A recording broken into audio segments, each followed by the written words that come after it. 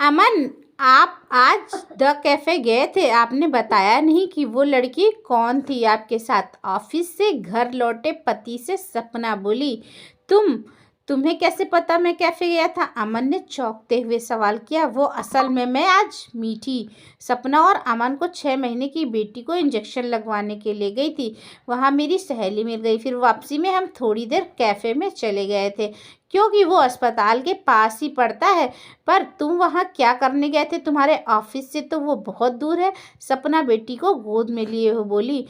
वो मेरी क्लाइंट थी और उसने उसी कैफ़े में मिलने को कहा था, तो मैं क्या करता? अमन गुस्से में बोला। अरे तो भड़क क्यों रहे हो? मैंने तो पूछा है तुमसे, सपना बोली। बात आई गई हो गई। कुछ दिन बाद सपना बाजार से सामान लेने जा रही थी। वहाँ उसकी सहेली मिली। उसने अमन के अफेयर के बारे में बताया, क्योंकि उसकी सहेली का पति भी अमन के ऑफिस में था। सुनने के बाद एक बार तो सपना को यकीन नहीं हुआ, इसीलिए उसने पहले अमन से पूछना ही सही सोचा।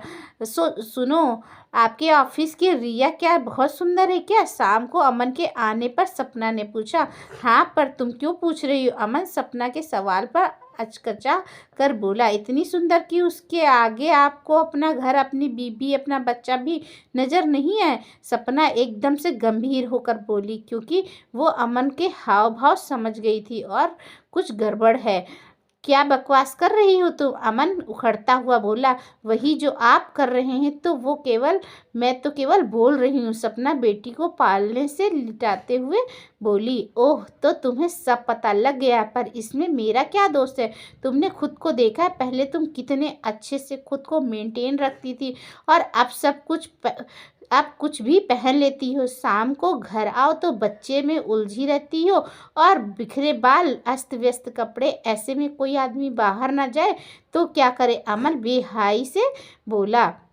बच्चा क्या मेरा है? उसकी परवरिश करना, तुम्हारे पिता को देखना, घर के सब काम देखना, इन सब में खुद को मेंटेन करने का समय कहाँ मिलता है?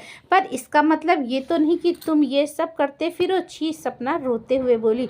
बच्चा खाली तुमने पैदा नहीं किया है, और एक माँ बनने के बाद हर औरत पति को दरकिनार कर देती है। ठीक है, तुम बच्चे को संभालती हो, पर खुद का ध्यान भी तो रख सकती हो। बर्तन सफाई को नौकरानी है, फिर काम क्या बचता है जो तुम समय नहीं निकाल पाती? अमन बोला।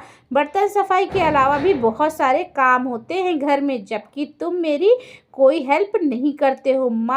हाँ, मानती हूँ, मीठी होने के बाद मैं थोड़ी मोटी हो गई हूँ। खुद को मेंटेन नहीं रख पाती, क्योंकि थक जाती हूँ। तुम्हारे साथ बाहर नहीं जाती, क्योंकि बच्ची को किसके पास छोड़ूं?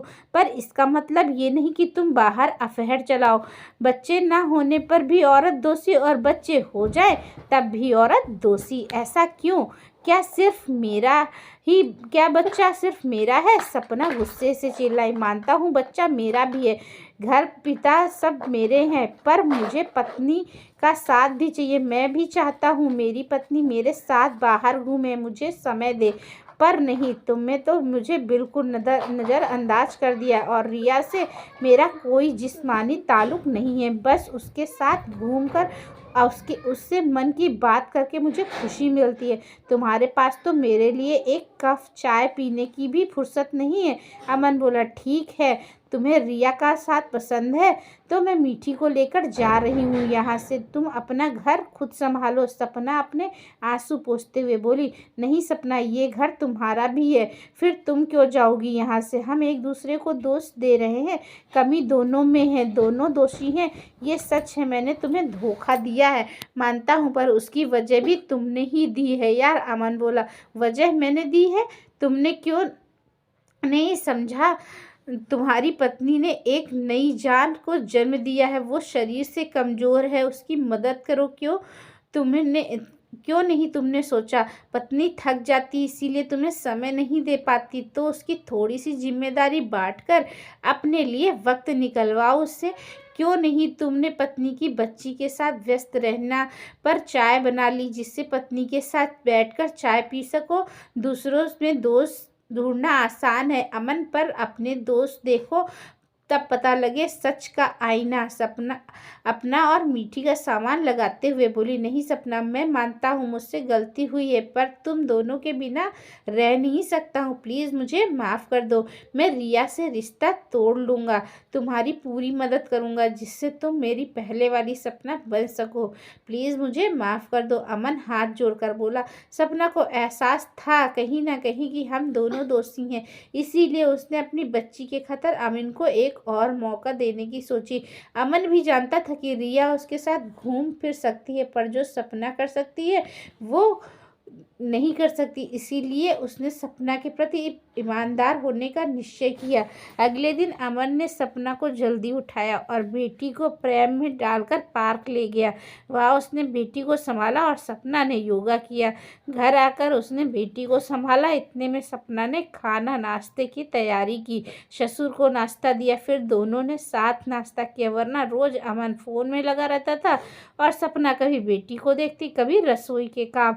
इस चक्कर में सारा समय निकल जाता। दिन में सपना ने बेटी को थोड़ी देर ससुर के पास छोड़ा, जिससे जल्दी काम निपटा सके। शाम को खाने की तैयारी की मैं जल्दी कर दी, जिसमें अमन को समय दे सके, वरना रोज वो अमन को के आने पर तक मीठी के साथ लगी रहती थी, उसे एक भी मिनट अकेला जो नहीं छोड़ती थी। आज उसने मीठी को वॉकर में बिठाकर अपने पास रसोई में ही रख लिया और उससे बातें करते हुए काम करती रही। अमन के आने के बाद पहले वो अच्छे से तैयार हो गई। अमन समय से घर आ गया और सपना को देखता रहा।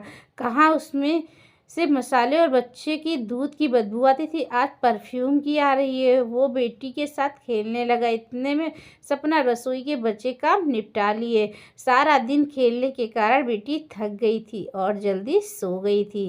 उसके बाद अमन और सपना काफ़ी देर तक बात करते रहे। आज अमन और सपना दोनों को ही अच्छा लग रहा था, दोनों का साथ। हाँ, सपना के मन में अभी भी अमन को लेकर थोड़ी शंका है, लेकिन अमन भी समझ रहा है, क्योंकि सपना के घर छोड़ने की बात पर उसे समझ आया कि वो कितना गलत था। पर उसने खुद से वादा किया वो सपना के दिल से हर शंका निकाल देगा। रोज की ऐसी दिनचर्या से जहाँ सपना का शरीर चुस्त होने लगा, वही उसके मन की शंका भी निकलती जा रही थी। दोस्तों, यहाँ दोष किसका है ये मुद्दा नहीं है। दोनों ने समय रहते अपनी गलती को माना और उसमें सुधार भी किया, जिससे रिश्ता बच गया। वरना कुछ लोगों को जब तक एहसास होता है तब तक सब कुछ खत्म हो जाता है। इसीलिए पति और पत्नी दोनों को अपने रिश्ते को कभी खोने नहीं देना चाहिए। बच्चे होने के बाद एक पति को पत्नी की व्यस्तता आए उसका हाथ बटाना चाहिए, वही पत्नी को भी पति का क्या चाहता है ये समझना चाहिए। तो दोस्तों, इस वीडियो के बारे में आपकी क्या राय है, हमें अपने विचार और सुझाव कमेंट बॉक्स में ज़रूर बताएं। और इसी तरह की अच्छी कहानियों के लिए हमारे चैनल पर बने रहें। नए हैं तो चैनल को सब्सक्राइब करें, ज़्यादा से ज़्यादा लोगों तक शेयर करें। तब तक के लिए बाय बाय।